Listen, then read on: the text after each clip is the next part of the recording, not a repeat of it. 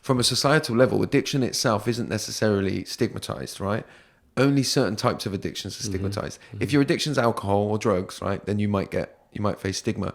If your addiction's work, then you might get called a success. Yeah.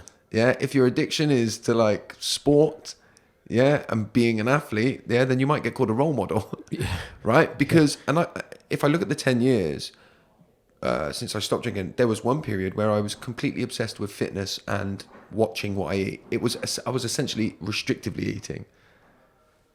Nobody called me out on addiction then. In fact, everybody said, "How do you do it? I wish I could be like that."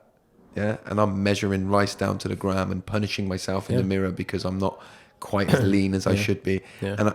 And I can tell you that I was doing the same thing as when I was drinking, and it was focusing on that so that I don't have to deal with the ways that I feel. And I think we all sit there on a scale, yeah. You know, we all sit there on a scale. Sometimes sugar for me gets a little bit out of control and starts to have a negative impact and consequences on my relationships and other parts of my life. Yeah. Sometimes I've done a tub of ice cream that I didn't want to do, but there's no massive consequences. But I did it because I didn't feel great in the moment, you know? And so there's that scale there.